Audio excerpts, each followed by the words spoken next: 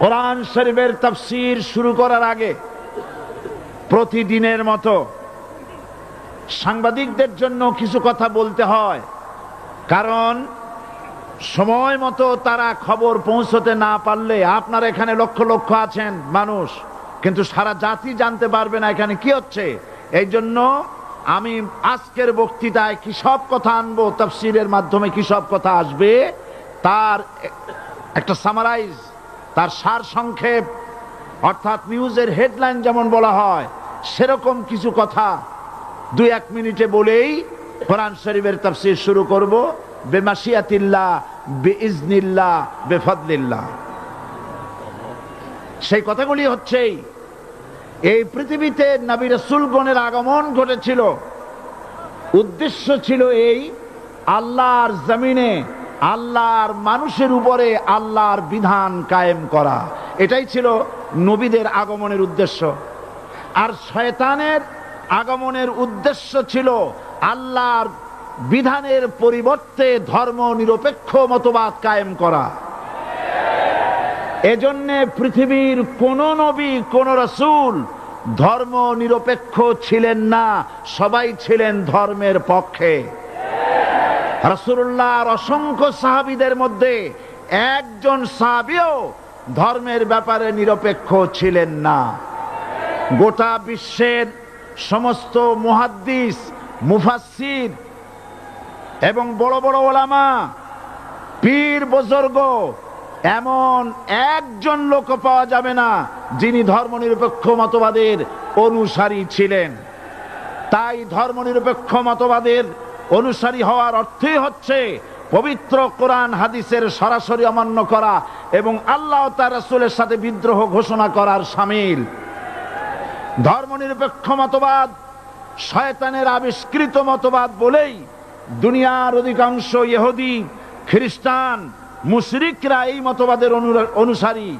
ইসলাম সম্পর্কে অনভিজ্ঞ পৃথিবীর কিছু কিছু মুসলিম দেশের কিছু কিছু নামধারী মুসলমান ধর্মনিরপেক্ষ মতবাদের ষড়যন্ত্রে পা দিয়েছে। আল্লাহ তাদেরকে রক্ষা করুন। আমরা বলি আমিন, সবাই বলি আমিন। বিশ্বের সমস্ত বিধানগুলোতে সেকুলারিজম, ধর্মনিরপেক্ষ মতবাদের অর্থ করা হয়েছে ধর্মহীনতা এবং ধর্ম বিরোধিতা। এর বাস্তব দৃষ্টান্ত আমরা দেখতে পাই বর্তমান যে সরকার আছে, তাই সেই সরকারের আমলের ভিতরে আমরা এই জিনিসটা দেখতে পাই। সত্য কিনা বলেন? সত্য কিনা বলুন? এই দলটির নাম ছিল আওয়ামী মুসলিম লীগ। এই দলটির নাম ছিল কি? আওয়ামী মুসলিম লীগ। তখন তারা নারায়ে তাকবীর, আল্লাহু আকবার ধ্বনি দিত, স্লোগান দিত, কিন্তু ধর্মনিরপেক্ষ মতবাদ দলীয় আদর্শ হিসাবে গ্রহণ করার কারণে নারায়ে তাকবীর, আল্লাহু আকবার এই স্লোগান তারা বর্জন করেছে। 1972 সনে যখন তারা ক্ষমতায় এলেন, তখন সংবিধানের শিরোনামে মুসলিম প্রথা সিদ্ধ বিসমিল্লাহির রহমানির রহিম তারা পরিত্যাগ করেছিল। সমস্ত বিশ্ববিদ্যালয়ের মনোগ্রাম থেকে ইকরা বিসমি রব্বিকাল্লাযী খালাক, রব্বি জিদনি ইলমা, এটাকে তারা বাদ দিয়েছিল। সলিমুল্লাহ মুসলিম হল, এই নাম থেকে মুসলিম শব্দ বাদ দিয়েছিল।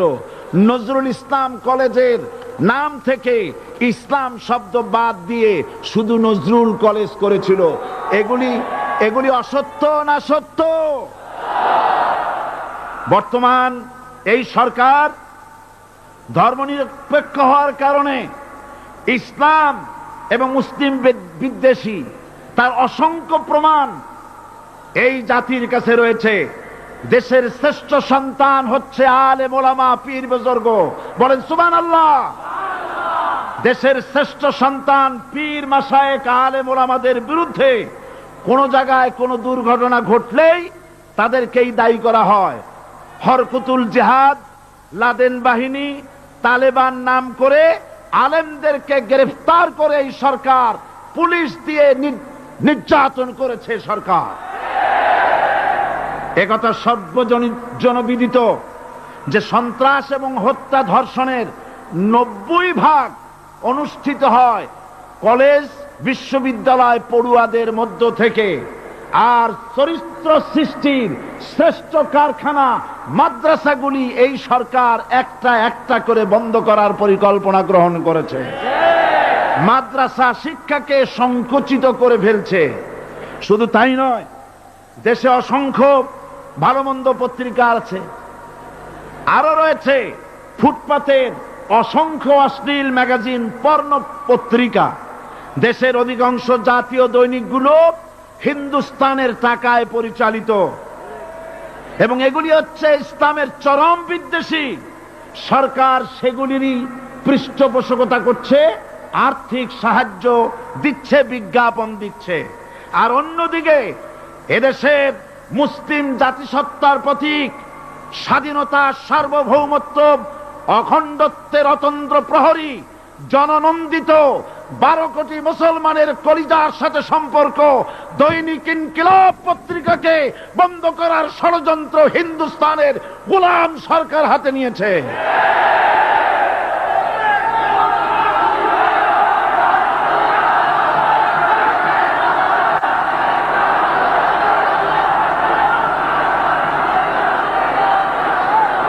সরকার বস্তুনিষ্ঠ সাংবাদিকতায় ভয় পায়, ইসলামের পক্ষে কথা লিখলে ভয় পায়। এজন্য তারা দৈনিক ইনকিলাব এবং তার পরিবারের গায়ে হাত দেওয়ার প্রস্তুতি নিয়েছে। দৈনিক ইনকিলাবের সম্পাদকের গায়ে যদি হাত দেওয়া হয়, ইনকিলাব যদি বন্ধ করে দেওয়া হয়, সারা বাংলাদেশ অচল হয়ে যাবে।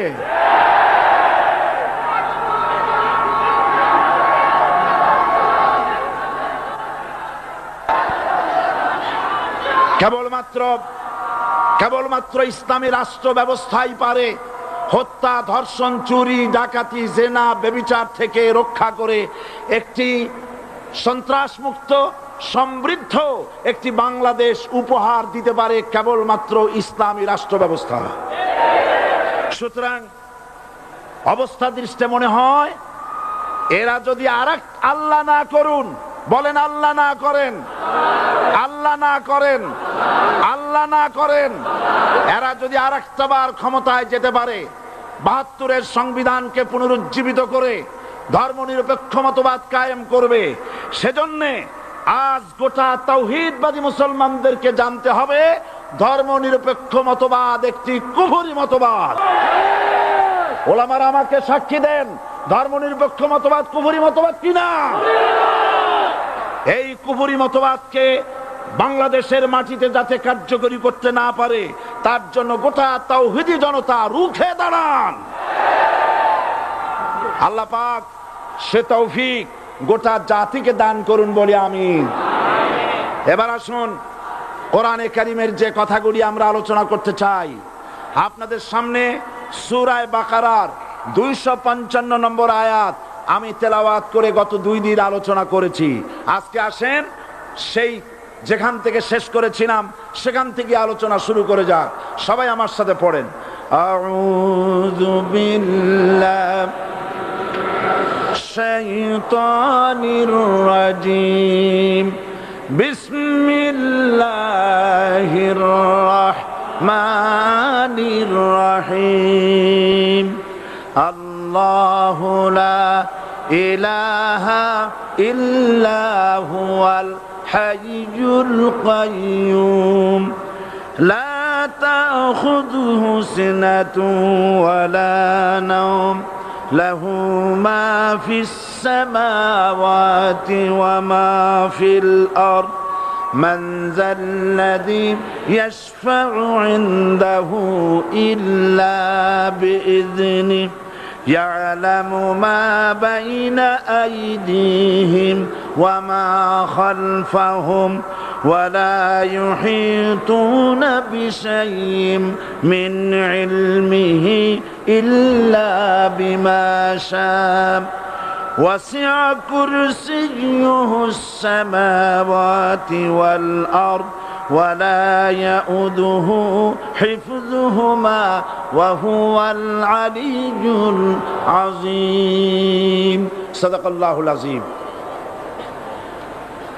আমি এই সূরার এই আয়াতের আলোচনা করতে গিয়ে আপনাদের সামনে বলেছিলাম কোরআন শরীফের সর্বশ্রেষ্ঠ আয়াত হচ্ছে হাদিস অনুযায়ী কোন আয়াত? আয়াতুল কুরসি। আল্লাহ পাকের সার্বভৌমত্বের পরিচয় এই আয়াতে কারিমার মধ্যে আল্লাহ পাক দিয়েছেন। গত 2 দিন আমরা আল্লাহ পাকের সার্বভৌমত্ব এবং তার পরিচয় সম্পর্কে আলোচনা করেছি। আজকে সামনের দিকে আমরা এগোতে থাকবো যতদূর আলোচনা করা যায়। আল্লাহ পাক বলছেন আল্লাহু লা ইলাহা ইল্লা হুয়াল হাইয়ুল কাইয়্যুম। আল্লাহ হচ্ছেন তিনি যিনি ছাড়া কোনো ইলাহ নাই। লা ইলাহা ইল্লাহু, তিনি ছাড়া কোনো ইলাহ নাই, সার্বভৌমত্বের মালিক কেউ নাই। এই যে লা ইলাহা, কোনো ইলাহ নাই, আমরা কালেমার মধ্যে এই কথাটা বলি। আমাদের কালেমায়ে তাইয়্যিবা আমরা কি উচ্চারণ করি? লা ইলাহা ইল্লাল্লাহু মুহাম্মাদুর রাসূলুল্লাহ। জোরে পড়েন লা ইলাহা ইল্লাল্লাহ, লা ইলাহা ইল্লাল্লাহু মুহাম্মাদুর রাসূলুল্লাহ। লা ইলাহা, কোনো ইলাহ নাই, এই দাওয়াত দিয়েছেন দুনিয়ার সমস্ত পয়গম্বর। এটা কি শুধু রাসূলুল্লাহর দাওয়াত ছিল? সমস্ত নবীদের স্লোগান ছিল একটা। সমস্ত নবীদের স্লোগান ছিল কয়টা? সবাই বলুন, কি সেই স্লোগান? লা ইলাহা ইল্লাল্লাহ। কোরআন শরীফের ভিতরে ইলাহ শব্দ 147 বার এসেছে। লা ইলাহার অর্থ যদি এই হয় কোন উপাস্য নাই আল্লাহ ছাড়া, কোন মাবুদ নাই আল্লাহ ছাড়া, মুহাম্মদ সাল্লাল্লাহু আলাইহি ওয়াসাল্লাম আল্লাহর প্রেরিত রাসূল, তাহলে তো এত ঝঞ্ঝাট হওয়ার কথা ছিল না। আপনারা বলেন, নবীরা যখনই এই দাওয়াত দিয়েছেন লা ইলাহা ইল্লাল্লাহ, তখন সংঘর্ষ হয়েছে কিনা? হয়েছে কিনা? বাধা আসছে কিনা? তাহলে এই কথাটা কি যার কারণে এরকমের বাধা আসে? লা ইলাহা ইল্লাল্লাহ, এর চাইতে বিপ্লবাত্মক, এর চাইতে রিভলিউশন সৃষ্টিকারী কথা আল্লাহর আকাশের নিচে জমিনের উপরে আর একটাও হতে পারে না। লা ইলাহা ইল্লাল্লাহ। ইলাহ শব্দের অর্থ শুধু উপাস্য আর মাবুদ নয়। ইলাহ শব্দের অর্থ হচ্ছে আইনদাতা, ইলাহ শব্দের অর্থ হচ্ছে শাসনকর্তা, ইলাহ শব্দের অর্থ হচ্ছে বিধানদাতা। তো লা ইলাহা যখন একটি লোক ঘোষণা করে, তার অর্থ দাঁড়ায় কোনো আইনদাতা নাই, বিধানদাতা নাই, শাসনকর্তা নাই, কারো আইন মানি না, বিধান মানি না, শাসন মানি না, আল্লাহ ছাড়া। কে ছাড়া? আল্লাহ ছাড়া। এই কালেমার দাওয়াত যখন পয়গম্বরেরা দিয়েছেন, তখন 3 শ্রেণীর লোকেরা বাধা দিয়েছে। বলেন কয় শ্রেণী? সবাই বলেন। 3 শ্রেণীর লোকেরা বাধা দিয়েছে। লক্ষ্য করুন। 1 নম্বরে বাধা দিয়েছে রাষ্ট্র শক্তি। 1 নম্বরে বাধা দিল কারা? 2 নম্বরে বাধা দিয়েছে ধনাঢ্য ব্যক্তিবর্গ। 3 নম্বরে বাধা দিয়েছে যারা কায়েমি স্বার্থবাদী ধর্মীয় শক্তি। এই 3টি শ্রেণী সমস্ত নবীদেরকে বাধা দিয়েছে। সেই বাধা অতীতে যারা দিত এখন আর দেয় না, নাকি? এখনো দেয়? দেখুন, এই কালেমার দাওয়াত হযরতে মূসা আলাইহিস সালামকে যেদিন আল্লাহ পাক প্রথম ওহী দিলেন, এই দাওয়াত শুধু রাসূল দেন নাই, আল্লাহ পাক বলছেন প্রত্যেক নবী তার জাতিকে এই দাওয়াত দিয়েছেন। কি? আল্লাহ রাব্বুল আলামিন বলেন, সকল নবী তার কওমকেই বলে দাওয়াত দিয়েছেন, ইয়া কওমি ইবুদুল্লাহা মা লাকুম মিন ইলাহিন গায়রু। হে সম্প্রদায়, আল্লাহ ছাড়া কোনো ইলাহ নাই, তার ইবাদত করো, তারই দাসত্ব করো, তার গোলামি করো। আল্লাহ পাক মূসা আলাইহিস সালামকে যখন নবুয়াত দিলেন, প্রথম যে ওহী এলো, প্রথম ওহীটাই ছিল ইন্নানি আনাল্লাহ লা ইলাহা ইল্লা আনা ফা'বুদনি ওয়া আকিমিস সালাতা লিযিকরি। নিশ্চয়ই আমি আল্লাহ, আমি ছাড়া কোন ইলাহ নাই, আইনদাতা নাই, বিধানদাতা নাই। সুতরাং আমার দাসত্ব করো এবং আমার শরণার্থে নামাজকে প্রতিষ্ঠা করো। মুসা আলাইহিস সালামকে আল্লাহ পাক ওহী দিয়ে তাকে পাঠালেন। কোথায় পাঠালেন? আল্লাহ পাক বলেন, ইযহাব ইলা ফিরআউনা ইন্নাহু তাগাব। গোটা কওম নাফরমান, আল্লাহর আইন কেউ মানছে না। গোটা কওমের কাছে না পাঠাইয়া আল্লাহ পাক সর্বপ্রথম মুসা আলাইহিস সালামকে দাওয়াত নিয়ে কার কাছে পাঠালেন? ফেরাউনের কাছে। কারণ ফেরাউন হচ্ছে রাষ্ট্রশাসক। ফেরাউন কি? রাষ্ট্রশাসক। টিলা নিচের পানি পাহাড়ের উপরে যায় না, উপরের পানি না নিচের থেকে উপরে যায়, উপরে পানি নিচে আসে। সুতরাং দেশ যারা চালায় এই লোকগুলি যদি ভালো হয়, গোটা দেশ ভালো হয়। আর সমস্ত মানুষটা যদি, রাষ্ট্র যিনি পরিচালনা করেন এই লোকগুলি যদি খারাপ হয়, গোটা দেশ খারাপ হতে বাধ্য। এই জন্য আল্লাহ পাক বলছেন, সর্বপ্রথম তুমি ফেরাউনের কাছে যাও এবং এই কালেমার দাওয়াত দাও। হযরতে মূসা আলাইহিস সালাম ফেরাউনের কাছে গেলেন আর দাওয়াত দিলেন, ফেরাউন পড়ে নাও, লা ইলাহা ইল্লাল্লাহ। একটি কথা আপনাদের মনে রাখতে হবে, দুনিয়ার কোন ফেরাউন, কোন নমরুদ, কোন সাদ্দাত, কোন হামান কেউ বলে নাই যে আমি আল্লাহ, আমি রাজ্জাক, আমি খালেক, আমি পৃথিবী সৃষ্টি করেছি। কথা কেউ বলেছে? কেউ বলে নাই। কি বলেছে তারা? ফেরাউন বলেছে, মা আলিমতু লাকুম মিন ইলাহিন গায়রি, আমি তো জানি না আমি ছাড়া আরো কোন ইলাহ আছে, এ কথা আমার জানা নাই। সুতরাং আমি হচ্ছি ইলাহ আর তুমি বলছো লা ইলাহা।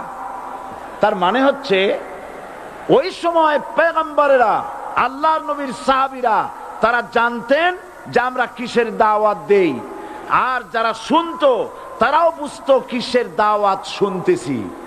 আজ আমার দেশে একই কালেমার দাওয়াত দেওয়া হয়, কিন্তু মানুষেরা বুঝতে পারে না কি শুনতেছি।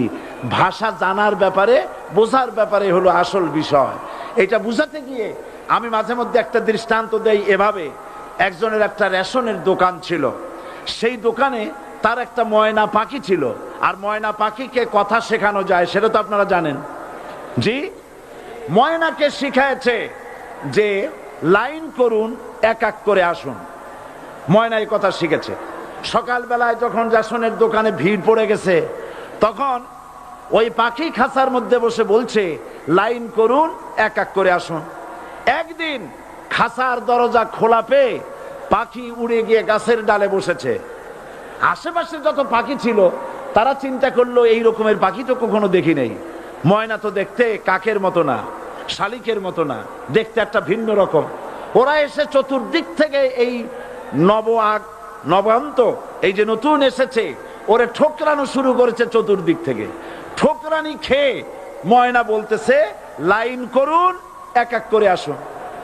এখন ময়না তো বোঝে না যে কি বলতেছি, আর যে পাখিরা ঠোকরাচ্ছে তারাও তো বোঝে না যে কি শুনতেছি।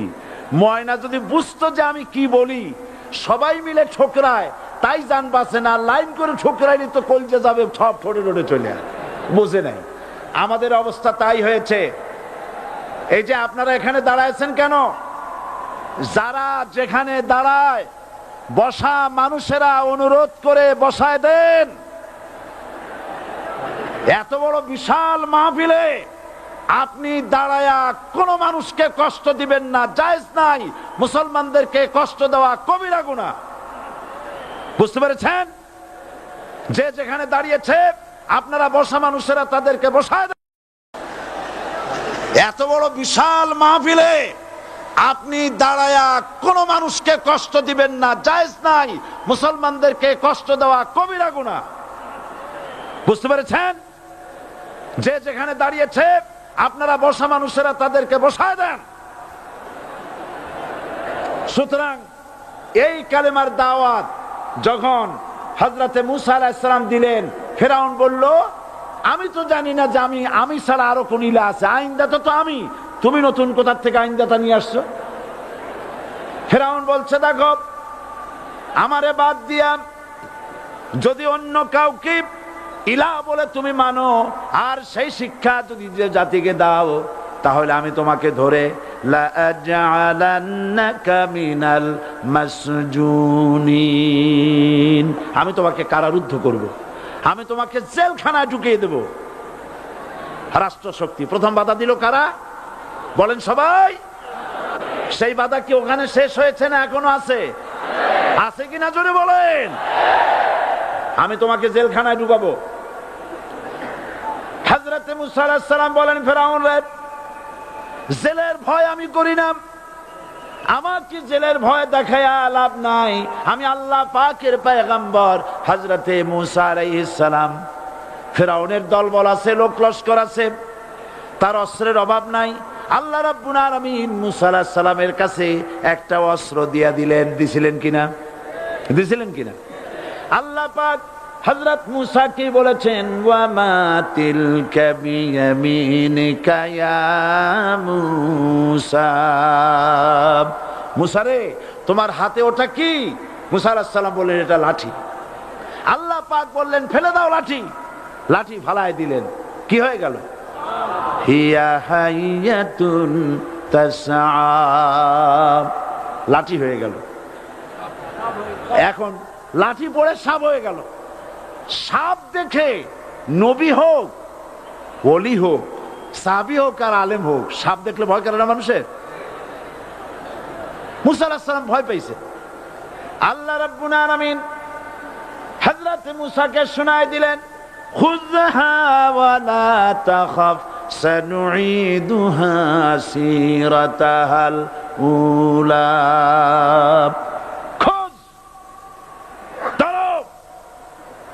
লা তাখাফ, ভয় পেও না। আল্লাহ বলছেন ধরো, ভয় পেও না। ধরার সঙ্গে সঙ্গে স্বাভাবিক অবস্থায় ফিরে আসবে, আবার লাঠি হয়ে যাবে। এখন আল্লাহ বলছেন ধরো। মুসা আলাইহিস সালাম কি ভয় পাওয়া উচিত হবে? উচিত হবে? মুসা আলাইহিস সালাম কি ভয় পাইছিলেন? কারণ হচ্ছে এই দুশমনের শক্তিটা খুব বড়ই দেখা যায়, মনে হয় যেন অনেক বড়, কি জানি কি। আল্লাহ পাক বলছেন, ইন্না কাইদা শায়তানে কানা দাঈফা, শয়তানের চক্রান্ত যতই তুমি মনে করো অনেক ষড়যন্ত্রের জাল বিস্তার হয়ে আছে, আল্লাহ কয় কিছুই না, দাঈফা, অত্যন্ত দুর্বল। আল্লাহ পাক বললেন ধরো। মুসা আলাইহিস সালাম সাপ ধরলেন, সঙ্গে সঙ্গে লাঠি হয়ে গেল। ফেরাউন বরদাস্ত করলো না, রাষ্ট্রশক্তির পক্ষ থেকে আক্রমণ শুরু হলো। অপরাধ কি? মুসা আলাইহিস সালামের অপরাধ কি? কি অপরাধ?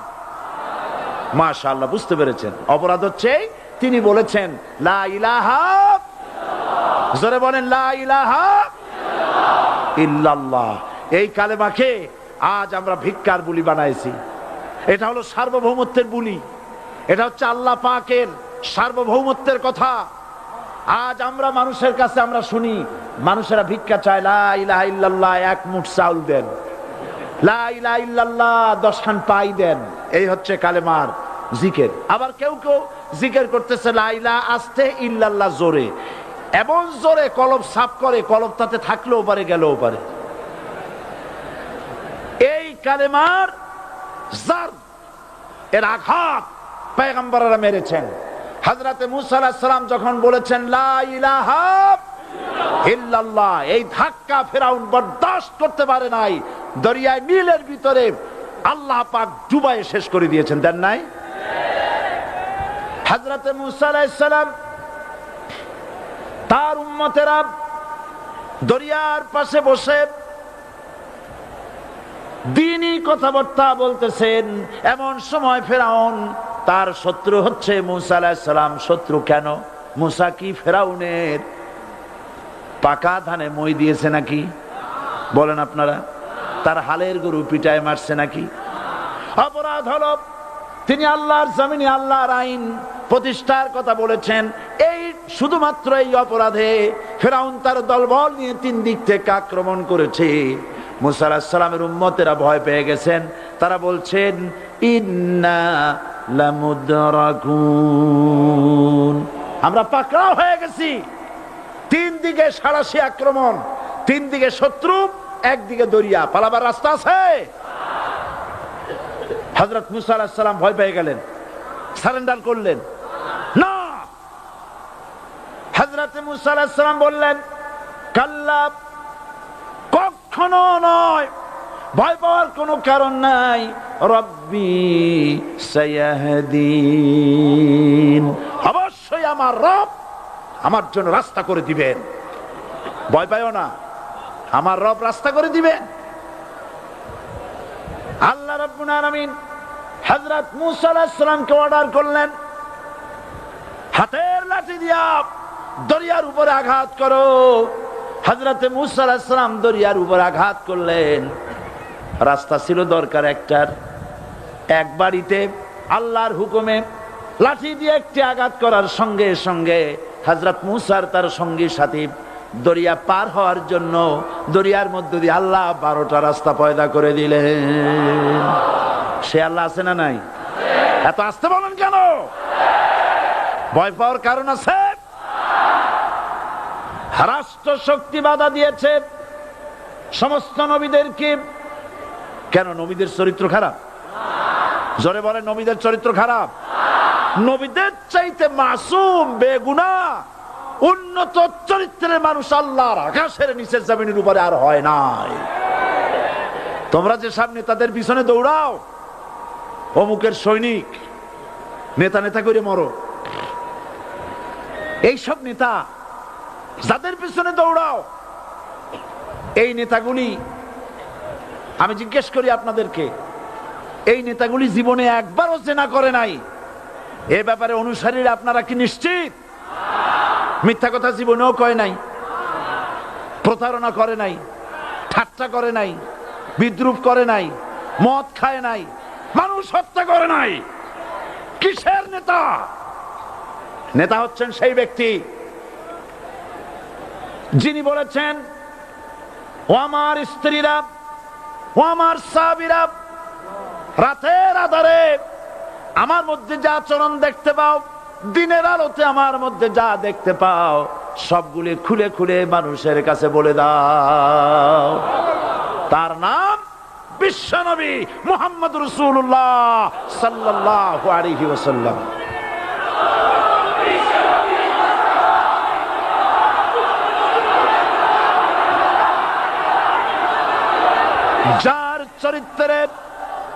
যার চরিত্রের সার্টিফিকেট আল্লাহ রাব্বুল আলামিন নিজে দিচ্ছেন, ওয়া ইন্নাকা লাআলা খুলুকিন আযীম। নবী হে, উন্নত চরিত্রের উপরে আপনি প্রতিষ্ঠিত। সুবহানাল্লাহ। কে সার্টিফিকেট দিচ্ছেন? আযীম, আযীম। আরবিতে চওড়াকে বলা হয় আরিদ, গভীরতাকে বলা হয় আমিক। কত প্রশস্ত, যা মাপার কোনো ফিতা নাই, কত গভীর, যা মাপার কোনো যন্ত্র নাই, এইটাকে আরবিতে বলা হয় আজিম। সুবহানাল্লাহ বলতে ইচ্ছে করে না? ও নবী, তোমার চরিত্র এমন যা মাপার মতো যন্ত্র পৃথিবীতে নাই। এই সার্টিফিকেট দিলেন কে? সমস্ত নবীরাই চরিত্রবান, নবীরা মাসুম বেগুনাহ। সুবহানাল্লাহ বিহামদিহি। সেই নবীরা মার খান নাই? খেয়েছেন কিনা বলেন? কারা মেরেছে? রাষ্ট্র শক্তি। কারা মেরেছে? কারণ নবীরা বলেছেন লা ইলাহা ইল্লাল্লাহ। পড়েন সবাই, লা ইলাহা ইল্লাল্লাহ। আপনিও যদি নবীদের মতো, সাহাবীদের মতো বুঝা এই কলেমার দাওয়াত দেন, বাধা আসবেই। বোঝাবুঝির ব্যাপার, বুঝতেই সারলো। কত মাহফিল হয় বাংলাদেশে, হয় না? কোনো বাধা নাই, ঠিক কিনা? কত পূজা হয়, পার্বণ হয়, গান হয়, থিয়েটার হয়, গুনাহগার বিবির গান হয়, কত কিছু হয়। কোনো বাধা আছে? তাফসীরের মাহফিলে বাধা।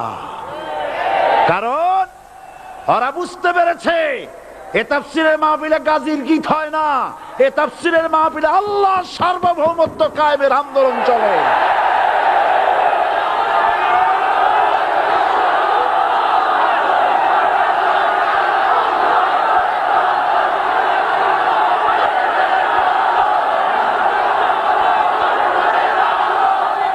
এবার দেখুন, এবার কলেমা বোঝেন, কালেমা বুঝুন।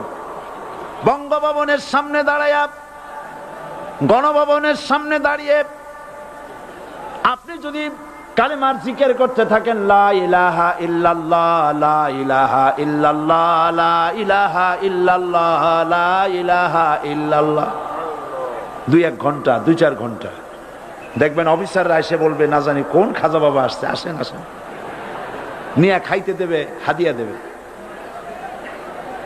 যেহেতু যিনি পড়তেছেন উনি বোঝেন না কি বলতেছেন, আর যারা দাওয়াত দিয়ে নিয়ে গেল ওরা টের পায় নাই যে কি কি শুনে দাওয়াত দিতেছে।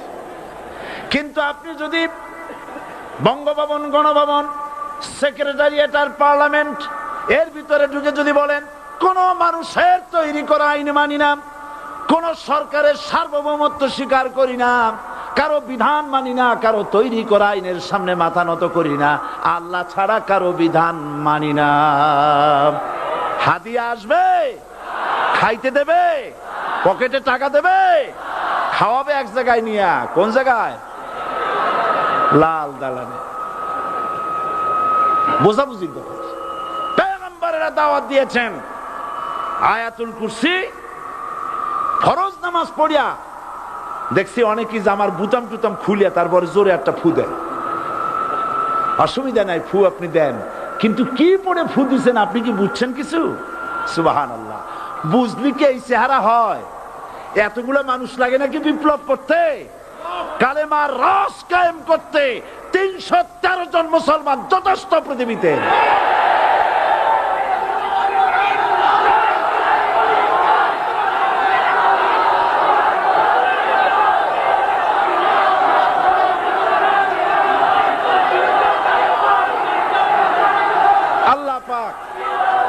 কোরআনে কারীমের মধ্যে আল্লাহ পাক বলেছেন, এমন একজন নবী পাঠাই নাই, ইয়া হাসরাতান আলাল ইবাদ, বান্দার উপরে আফসোস। আহারে, কে বলতেছেন? আমার আল্লাহ। বলেন আমার আল্লাহ, তিনি আফসোস করছেন। আফসোস, একজন পয়গম্বর এমন পাঠাইলাম না, একজন রাসূল পাঠাইলাম না যার সাথে এরা ঠাট্টা করে নাই, বিদ্রুপ করে নাই, পাগল বলে নাই, মারে নাই।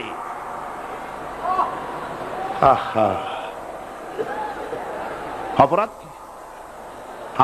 আল্লাহর সার্বভৌমত্ব প্রতিষ্ঠার অপরাধ।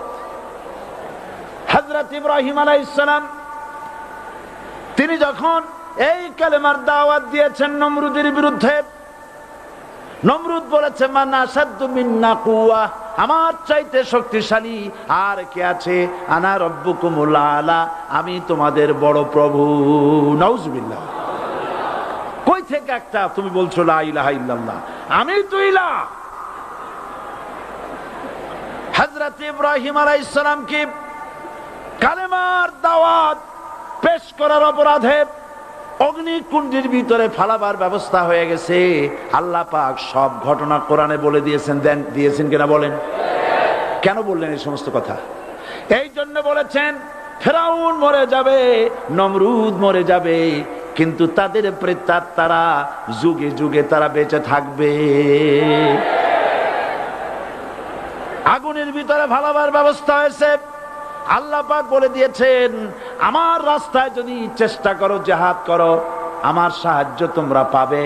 ওয়া কানা হাক্কান আলাইনা নাসরুল মুমিনিন, মুমিনদেরকে সাহায্য করা আমি আল্লাহর জন্য ওয়াজিব। সুবহানাল্লাহ বলবেন না? আলহামদুলিল্লাহ বলবেন না? আমার জন্য ওয়াজিব মুমিনদেরকে সাহায্য করা। ইব্রাহিম আলাইহিস সালামকে আগুনে ফেলানো হচ্ছে। হযরত জিবরাইল বলেন, ইব্রাহিম তোমাকে আগুনের ভিতরে ফেলানো হতেছে, আমার কাছে সাহায্য চাও, আমি তোমারে বাঁচায় দেব। হযরত ইব্রাহিম আলাইহিস সালাম তিনি বললেন, জিবরাইল আমার পরীক্ষা চলতেছে, আমাকে ডিস্টার্ব করো না, আমি তোমার কাছে সাহায্য কেন চাইবো? আমি তো এমন কোন অন্ধ আল্লাহর ইবাদত করি না যিনি তার বান্দার দুঃখ দুর্দশা নিজের চোখে না দেখেন। পরীক্ষা পাস করছে না? পাস করছেন কিনা? হযরত ইব্রাহিম বলেন, শোনো জিবরাইল, আমি যদি আগুনের ভিতরে পড়ে যাই আর আগুনে পুড়ে যদি ভস্ম হয়ে যায়, আমার আল্লাহ যদি এতে খুশি হন, তাহলে আমি আমার রব্বুল আলামিনকে খুশি করার জন্য এভাবে 1000 বার পুড়তে আমি রাজি আছি। ইব্রাহিম আলাইহিস সালাম আগুনের ভিতরে পড়ে গেলেন। আল্লাহ রাব্বুল আলামিন আগুনের প্রতি নোটিশ করে দিলেন, ইয়া নারু কুনি বারদাও ওয়া সালামান আলা ইব্রাহিম। আগুন, আমার ইব্রাহিমের জন্য শান্তিদায়ক ঠান্ডা হয়ে যা। ইব্রাহিম আলাইহিস সালাম জ্বলছেন, পুড়ে গেছেন। নমরুদ তার প্রাসাদের ছাদে বসে ইব্রাহিম আলাইহিস সালামের পোড়া দৃশ্য দেখে আনন্দ করবে, আগুনের দিকে তাকায় দেখে ইব্রাহিম আরামে বসে আছেন। পোড়া তো দূরের কথা, জামাও পড়ে নাই। ও ডাক দিয়া বলে, রে আগুন, গোটা জাতি নিয়ে তোর পূজা করলাম, আমার দুশমন কেন জ্বালাইতে পারিস না? তোর জ্বালানো শক্তি কি নষ্ট হয়ে গেছে নাকি? আগুনের ভিতর থেকে আওয়াজ বেরিয়ে এলো, নমরুদ, আমার ভিতরে দাহ্য শক্তি, জ্বালানো শক্তি আছে কি নাই যদি প্রমাণ করতে চাও, টেস্ট করতে চাও, তুই নিজে আয়, তোরে সুদ্ধা তাম দুনিয়া জ্বালাই দিতে পারি, ইব্রাহিমের এক গাছা পশম জ্বালাইতে পারি না। বিশ্বকবি আল্লামা ইকবাল কি সুন্দর করে বলেছেন, আজ ভি হো জু ইব্রাহিম কা ইমা पैदा आग कर सकती है एक अंदाजे गुलिस्तां पैदा। ইব্রাহিমের ঈমান যদি আজও কোথাও হয় বিদ্যমান, করতে পারেন অগ্নিকুণ্ডে খুবসুরত এক গুলিস্তান। এখনো যদি ইব্রাহিমের সন্তানদেরকে আগুনের মধ্যে ফেলে দেওয়া হয়, আর ইব্রাহিম ঈমান যদি থাকে, আগুনকে ফুলের বাগান বানাবার ক্ষমতা আল্লাহর আছে। চিরকাল আল্লাহ পাক এই কালেমাকে দিয়েছেন আল্লাহর সার্বভৌমত্বকে প্রতিষ্ঠা করার জন্য। আয়াতুল কুরসি শুধু পড়ে বুকে ফু দেওয়ার জন্য নয়, পড়েন আমার সাথে, আল্লাহু লা ইলাহা ইল্লা হুয়াল হাইয়ুল কাইয়্যুম। দুনিয়ার সমস্ত পয়গম্বর অত্যাচারিত হলেন, শুধু তাই নয়, বিশ্ব নবী আখেরি জামানার পয়গম্বর নবী মুহাম্মদ রাসূলুল্লাহ সাল্লাল্লাহু আলাইহি ওয়াসাল্লাম জাতির কাছে আসলেন। তিনি এসে বললেন, ইয়া আইয়ুহান নাস কুলু লা ইলাহা ইল্লাল্লাহ। প্রথম দাওয়া, প্রথম দাওয়া। শুনছেন কথা? রাসূলুল্লাহ বলছেন, ও জাতি, আমার রাসূল তো মক্কার রাসূল না শুধু, মদিনার রাসূল না শুধু, আরবি ভাষা ভাষীদের রাসূল না শুধু, আমার নবী কি নবী? চিল্লায় বলেন। তাই তিনি বলেছেন, ও বিশ্বের মানবতা, বিশ্বের মানব গোষ্ঠী, যদি মুক্তি পেতে চাও, নাজাত পেতে চাও, উচ্চারণ করো, বিশ্বাস করো, আমল করো, বলো লা ইলাহা ইল্লাল্লাহ। জোরে পড়েন, লা ইলাহা ইল্লাল্লাহ, লা ইলাহা ইল্লাল্লাহু মুহাম্মাদুর রাসূলুল্লাহ। আবু জাহেল বুঝছিল কলেমার অর্থ?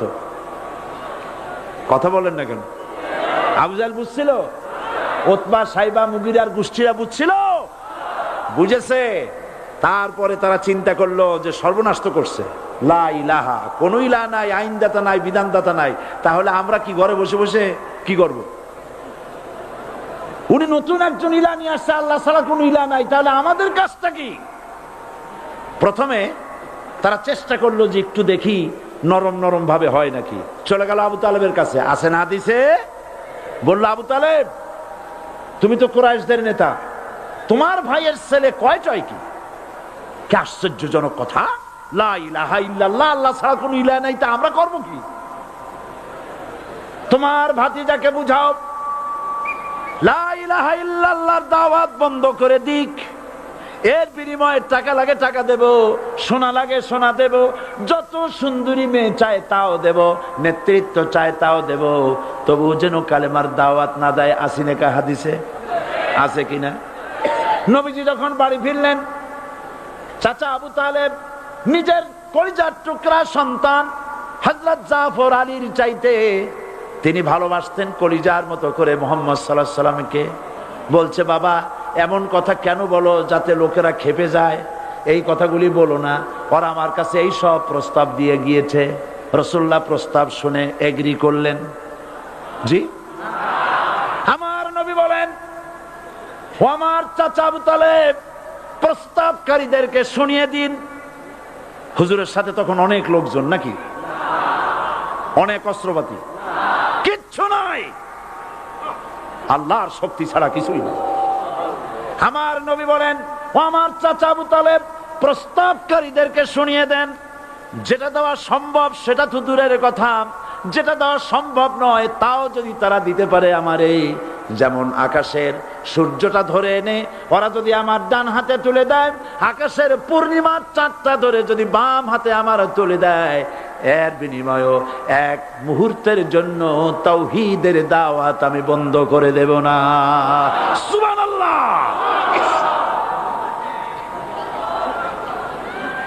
রাসূল করিম সাল্লাল্লাহু আলাইহি ওয়াসাল্লাম তাদের এই প্রস্তাবকে যখন গ্রহণ করলো না, কাফেরেরা বুঝলো। আমি আগেই বলেছি 3 শ্রেণীর লোক বাধা দিয়েছে। কয় শ্রেণী? প্রথম শ্রেণী কি?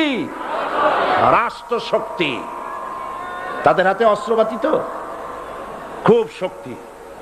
আর যারা একবার ক্ষমতায় যায়, ওরা মনে করে এই ক্ষমতা থেকে আমাদেরকে কেউ নামাইতে পারবে না। বিংশ শতকের শ্রেষ্ঠ মুজাদ্দিদ আল্লামা সৈয়দ আবুদুল্লাহ মওদুদী রাহমাতুল্লাহ আলাইহি তিনি এক জায়গায় লিখেছেন, স্বৈরাচারীরা তার পতনের সমস্ত ছিদ্র বন্ধ করে, কিন্তু একটা ছিদ্র বন্ধ করতে পারে না। মনের ভুলে সে ছিদ্রটা থেকেই যায়, যেই ছিদ্র দিয়ে আসলে তার পতনটা হবে। ক্ষমতায় গিয়ে মনে করে চিরকাল ক্ষমতায় থাকবো। ভারতের প্রধানমন্ত্রী পণ্ডিত জওয়াহরলাল নেহেরু রাঁচি পাগলাগারদে গিয়েছেন, মেন্টাল হসপিটাল। পাগলেরা নেহেরুকে দেখে আশ্চর্য হয়ে গেছে, এত সুন্দর মানুষ, মাথায় কিস্তি টুপি, গায়ে শেরওয়ানি, মুসলমানি ড্রেসই আলাদা। যদিও তিনি হিন্দু ছিলেন, পরেছেন মুসলমানি ড্রেস। শেরওয়ানি কাদের পোশাক? কাদের পোশাক? হাতে ছড়ি নিয়ে হাঁটা, স্টাইল করে, সুন্দর পাজামা, সুন্দর টুপি, সুন্দর সাজসজ্জা করে মুসলমানদের ড্রেস। এই ড্রেস পরে তিনি গিয়েছেন, সব সময় যে ড্রেস তিনি পরতেন। পাগলেরা জিজ্ঞেস করছে, তুমি কে গো? উনি বলছেন, আমারে চেনো নাই? আমি ভারতের প্রধানমন্ত্রী পণ্ডিত জওয়াহরলাল নেহেরু। পাগলেরা বলছে, ও সেই কথা। আমরাও যখন এই হসপিটালে আসছিলাম, এই তোমার মতো লম্বা লম্বা কথা আমরাও বলছি। থাকো আমাদের সাথে কিছুদিন, তোমার মাথাও ঠান্ডা হয়ে যাবে। ক্ষমতায় যারা থাকে, ক্ষমতার মোহে চতুর্দিকে অন্ধকার দেখে, মনে করে আমার পতন আর হবে না। কিন্তু তোমাকে বুঝিবে যে গোকুলে বাড়ি শেষে। গাড়ির চাকা সব সময় উপরে থাকে না। গাড়ির চাকা সব সময় উপরে থাকলে গাড়ি তো চলবেই না। গাড়ির চাকা ঘোরে বলেই তো গাড়ি চলে। সুতরাং এই উপরে, তোমার চাকা উপরে এখন আছে বলে, তোমার দলের চাকা উপরে আছে বলে যারা মানুষের উপরে জুলুম করছো, আলেমদেরকে ধরতেছো, মুসল্লিদেরকে ধরে ধরে জেলে ঢুকাচ্ছ, সময় আসবে এমন ইন্দুরের গর্ত অপমানা পালাবার জন্য।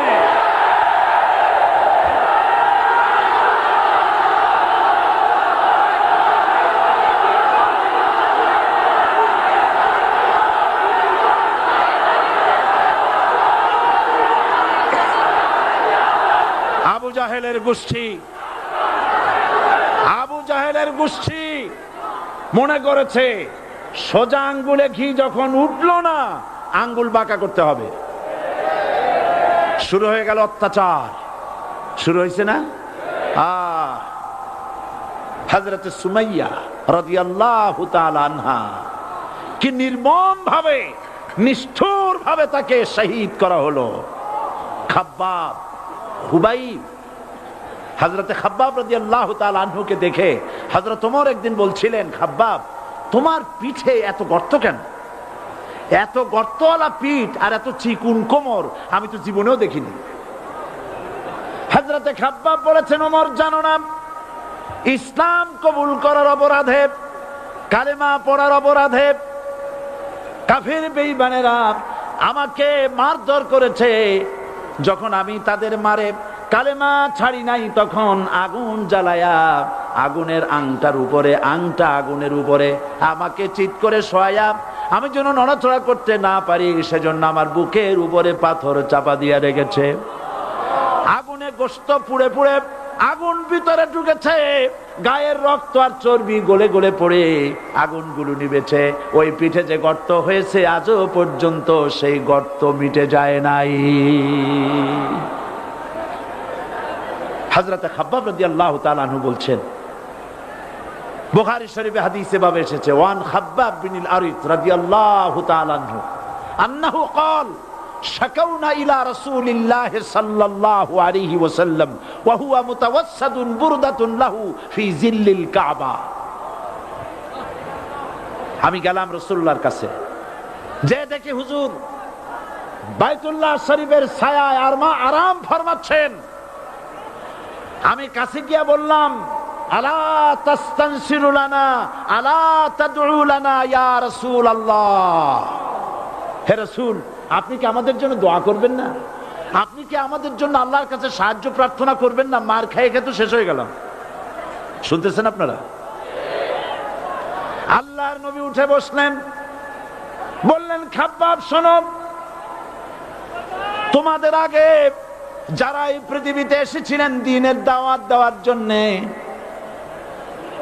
সমকালীন রাষ্ট্র শক্তি তাদেরকে ধরতো, ফায়ুখাজুর রাজুলু ফায়ুহফারু লাহু ফিল আরদ, তার জন্য তারে ধরে নিয়া মাটির মধ্যে গর্ত করত, ফায়ুজআলু ফিহা, এরপরে সেই গর্তের ভিতরে তাকে কোমর পর্যন্ত গেড়ে দিত। সুম্মা ইউতা বিল মানশার, এরপরে করাত আনা হতো, ফায়ুদাউ আলা রাসিহি, এরপরে করাতটা মাথার উপরে রাখা হতো, ফায়ুজআলু নিসফাইন, এরপরে করাত দিয়া চিরে চিরে জীবিত মানুষটাকে দ্বিখণ্ডিত করে ফেলে দিত। মা ইয়াসুদ্দুহু যালিকা আন দীনি, এত কষ্ট দেওয়ার পরেও, এত জুলুম করার পরেও দ্বীনের দায়ীদেরকে এক চুল পরিমাণ আল্লাহর রাস্তা থেকে তারা সরাই দিতে পারে নাই। ওয়াল্লাহি, ও খাব্বাব, আমি আমার আল্লাহর নামে কসম করি। ও মুসলমান, কে কসম করতেছে? আল্লাহ রাসূল। আমি আমার আল্লাহর নামে কসম করি, ওয়াল্লাহি লা ইউতাম্মান্নাল্লাহু হাযাল আমর হাত্তা ইয়াসির রাকিবু মিন সানা ইলা হাযরামাউত। সেদিন বেশি দূরে নয়, ইয়েমেনের রাজধানী সানা থেকে শুরু করে সৌদি আরবের হাযরামাউত পর্যন্ত হাজার হাজার মাইল, এই দীর্ঘ পথে যুবতী নারী তার সৌন্দর্যের পশ্চা নিয়া, আর ধনাঢ্য ব্যক্তিরা, সওদাগরেরা তাদের টাকা পয়সা নিয়া একাকে নিয়ে অথবা দলবদ্ধ ভাবে মানুষেরা যাতায়াত করবে। লা ইয়াখাফু ইল্লাল্লাহ, মানুষের মনের মধ্যে কোনো ভয় থাকবে না।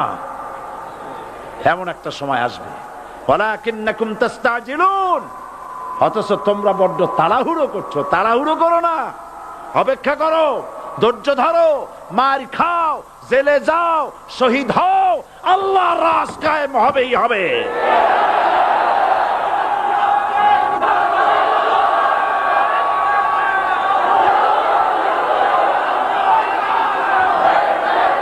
বিল্ডিং থেকে শিক্ষা গ্রহণ করুন।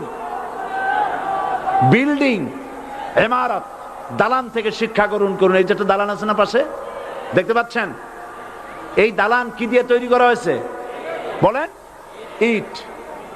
সমস্ত ইটেরা যদি ধর্মঘট করত, আমরা কেউ মাটির তলায় যাব না, কেউ আমরা আগুনে পুড়ে ঝামা হব না, পিক হব না, কেউ আমরা টুকরা টুকরা হব না, সবাই থাকবো উপরে উপরে।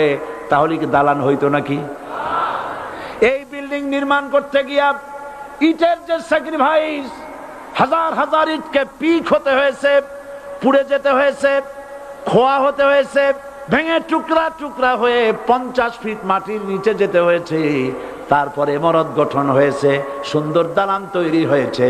যারা ইসলামী শাসন চান, আল্লাহর দ্বীনকে বিজয়ী দেখতে চান, তাদেরকে অসংখ্য মানুষকে পোড়াইটের মতো জেলখানায় পুড়ে পুড়ে মরতে হবে, অসংখ্য মানুষকে ফাঁসির কাস্তে ঝুলতে হবে, গায়ের রক্ত দিতে হবে, শহীদ হতে হবে, তারপরে ইসলামের ইমারতটা কায়েম হয়ে যাবে। শায়ের কবি কি সুন্দর করে বলছেন, কবি সুন্দর করে বলছেন, ये शहादत गाहे उल्फत में कदम रखना, ये शहादत गाहे उल्फत में कदम रखना, लोग समझते हैं आसा है मुसलमान होना। মানুষেরা মনে করে মুসলমান হওয়া খুব সহজ জিনিস। না, মুসলমান হওয়ার অর্থ হলো শাহাদাতের ঈদগাহে শামিল হয়ে যাওয়া।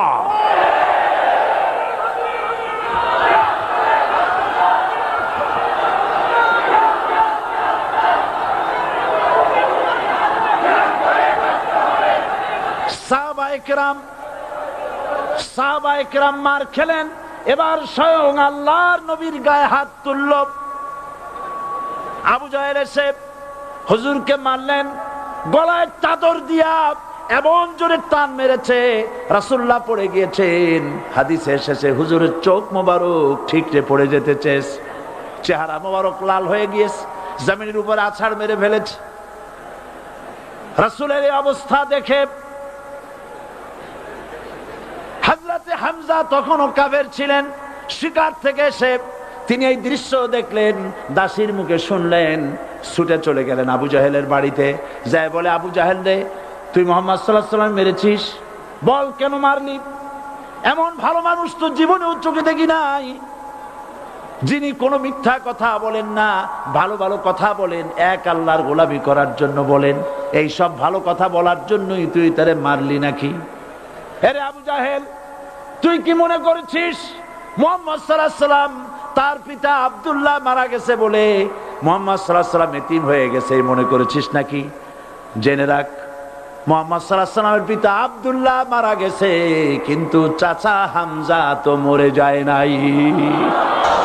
হাতের ধনুক দিয়া এমন জোরে আঘাত মারলেন, আবু জাহেলের মাথা ফেটে রক্ত ফিনকি দিয়ে বেরিয়ে এলো। হযরতে হামজা ঘরে ফিরে এসে রাসূল করিম সাল্লাল্লাহু আলাইহি ওয়াসাল্লামের মস্তক মোবারক কোলে উঠায় নিলেন আর বললেন, বাবা, তোমাকে মেরেছে বলে আমি আবু জাহেলের মাথাটা ফাটাই দিয়ে আসছি, তুমি খুশি হও। হুজুর বলছেন, চাচা, কার মাথা ফাটাইছো এইটা বলে আমারে খুশি করতে পারবা না। হযরতে হামজা বলেন, তুমি কি হলে খুশি হবে? হুজুর বলেন, হামজা চাচা গো, আমি খুশি হব যদি একটিবার চাচা তোমার মুখে শুনতে পাই ঈমানের কালেমা। হযরতে হামজা বলেন, মুহাম্মদ সাল্লাল্লাহু আলাইহি ওয়াসাল্লাম, আমি বুঝতে পেরেছি তুমি কোনো সাধারণ মানুষ নয়। সাধারণ মানুষ হলে পরে তুমি প্রতিশোধে বিশ্বাসী হতে, খুশি হতে। প্রতিশোধে বিশ্বাসী হও নাই, তুমি অবশ্যই আল্লাহর নবী, কোনো সন্দেহ আমার নাই। তুমি সাক্ষী থাকো, আমি পড়ে নিলাম, লা ইলাহা ইল্লাল্লাহু মুহাম্মাদুর রাসূলুল্লাহ। জোরে পড়ে, লা ইলাহা ইল্লাল্লাহু মুহাম্মাদুর রাসূলুল্লাহ। ঘাবড়াবার কারণ নাই। এর অর্থ এই নাই যে আপনারা কালেমার দাওয়াত দিবেন আর রাষ্ট্র শক্তি আপনারে পিটাইতেই থাকবে, আপনার কোনদিন আপনার সুদিন ফিরে আসবে না। বিষয়টা কি এমন না? আমার আল্লাহর ওয়াদা শুনুন, ওয়ালা তাহিনু ওয়ালা তাহজানু ওয়া আনতুমুল আলাউনা ইন কুনতুম মুমিনিন। মুমিন যদি হও, আমি তোমাদেরকে বিজয় দান করব। সুবহানাল্লাহ বলেন। হাত যদি আমাদের উপরে বিপদ এসে থাকে তাহলে তার একমাত্র কারণ পূর্ণাঙ্গ ঈমানের অভাব আমাদের মধ্যে রয়েছে, ঠিক কিনা? আজ পৃথিবীতে সব থেকে মার খায় কারা? চিল্লায় বলো। আলজেরিয়ায় কারা? বসনিয়ায় কারা? চেচনিয়ায় কারা? প্যালেস্টাইনে কারা? আহা, প্যালেস্টাইনের মুসলমানদেরকে মাইরে মাইরে শেষ করে দিল। দেখছেন ছবিতে না? দেখেন না? প্যালেস্টাইনের মুসলমানদের যে কে যখন মারা হচ্ছে, বাংলাদেশের প্রধানমন্ত্রী তখন আমেরিকায় ক্লিনটনের সঙ্গে কথা বলতেছেন। তিনি ক্লিনটনের কাছে তার পিতৃ হত্যার জন্য দায়ী সাজাপ্রাপ্ত 3 জন ব্যক্তিকে ফেরত চাচ্ছিলেন। আমার দৃষ্টিতে এটা কোনো অপরাধ নয়। সন্তান তার পিতার প্রতি আকর্ষণ থাকবেই। আমার আপত্তি সেখানে আপনি প্রধানমন্ত্রী শুধু শেখ পরিবারের প্রধানমন্ত্রী নন, শুধু আওয়ামী লীগের প্রধানমন্ত্রী হওয়া উচিত নয় আপনার। আপনি পৃথিবীর দ্বিতীয় বৃহত্তম বাংলাদেশের 12 কোটি মুসলমানের প্রধানমন্ত্রী। পিতৃ হত্যার আসামি ফেরত চাইলেন, কিন্তু বিল ক্লিনটনের আশ্রয় প্রশ্রয় লালিত পৃথিবীর অসভ্য জাতি সন্ত্রাসী ইহুদিরা প্যালেস্টাইনের মুসলমানদেরকে পাখির মতো গুলি করে হত্যা করছে। আপনি কেন এর জবাব চাইলেন না?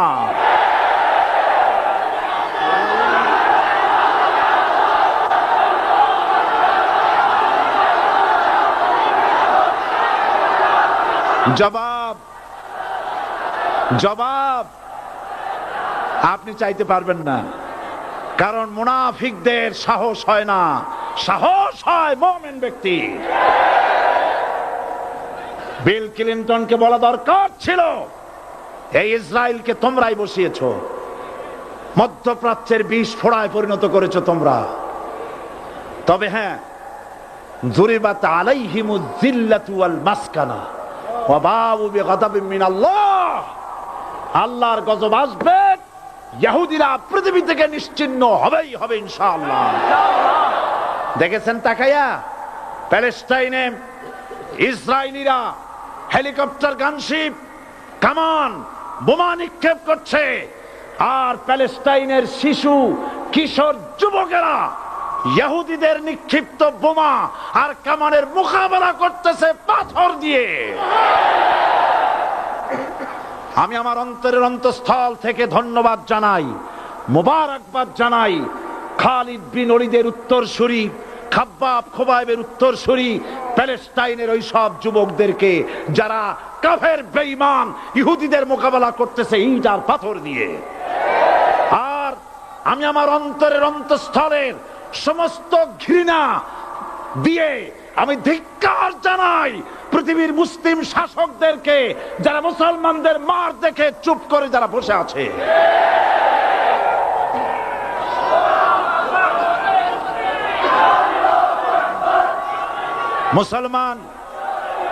মুসলমান যদি মুসলমানের মতো হয়, 10 জন যথেষ্ট। কয়জন যথেষ্ট? কোথায় আছে কথা? আল্লাহ পাক কোরআন শরীফের মধ্যে বলেছেন, একজন যদি হও ইমানদার মুত্তাকি 10 জনের উপরে বিজয়ী হবে। 10 জন যদি হও 100-র উপরে বিজয়ী হবে। 100 যদি হও 1000-এর উপরে বিজয়ী করব। জোরে বলেন সুবহানাল্লাহ।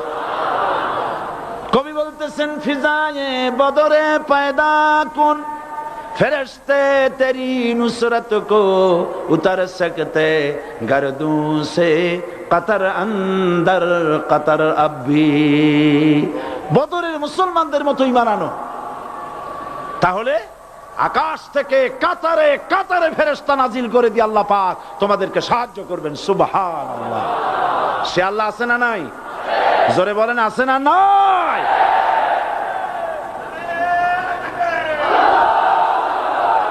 সেই আল্লাহ রাব্বুল আলামিন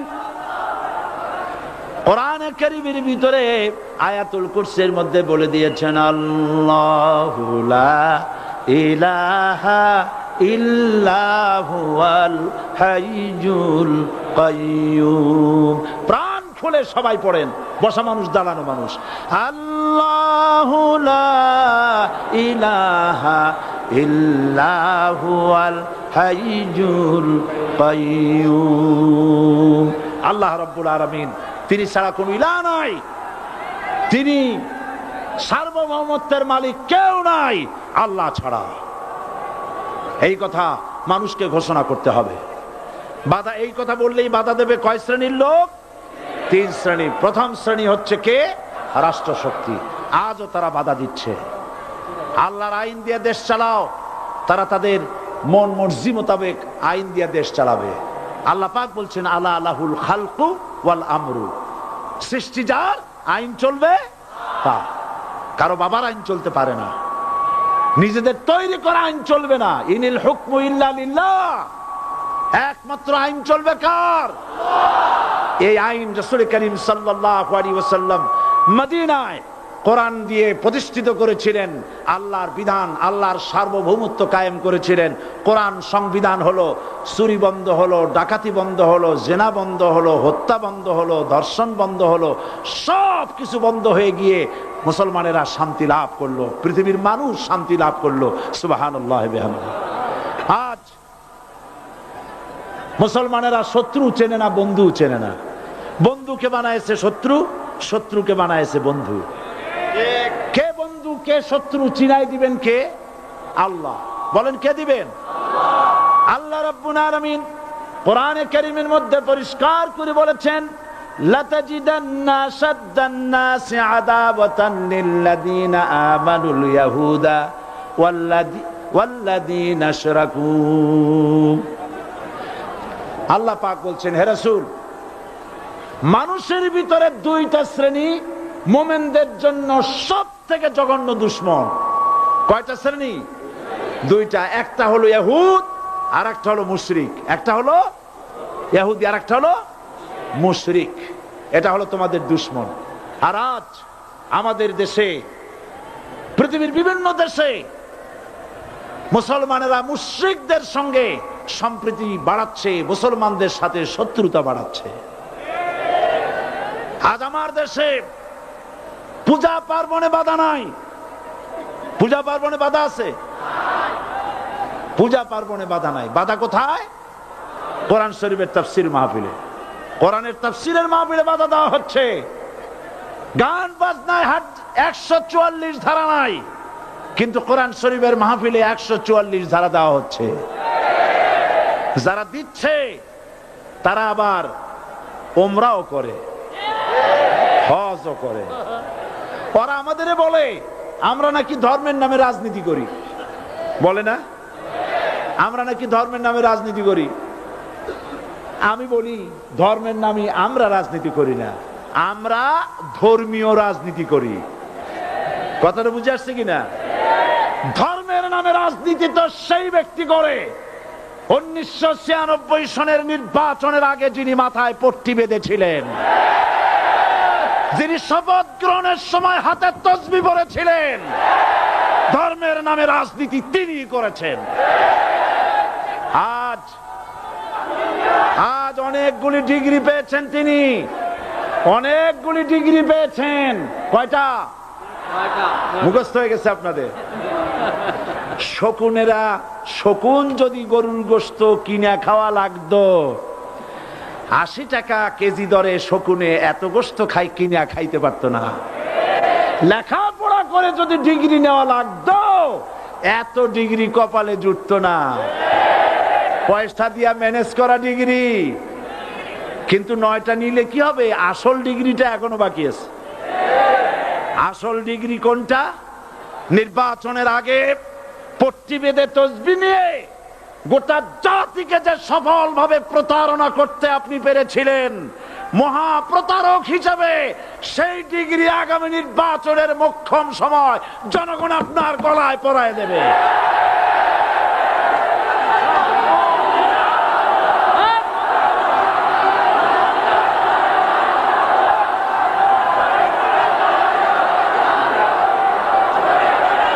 সুতরাং ধর্মের নামে রাজনীতি নয়, আমরা ধর্মীয় রাজনীতি করি। আমরা এই কোরআনের রাজনীতি করি, এই কোরআন নিয়ে বাঁচতে চাই, এই কোরআন নিয়ে মরতে চাই, এই কোরআন থেকে আমাদেরকে বিচ্ছিন্ন করতে চায় কাফের বেঈমান মুশরিকেরা। ও আমার জাতি, কোরআন থেকে যারা বিচ্ছিন্ন করতে চায়, তোমরা কি তাদের বিরুদ্ধে জিহাদের জন্য প্রস্তুত থাকবে?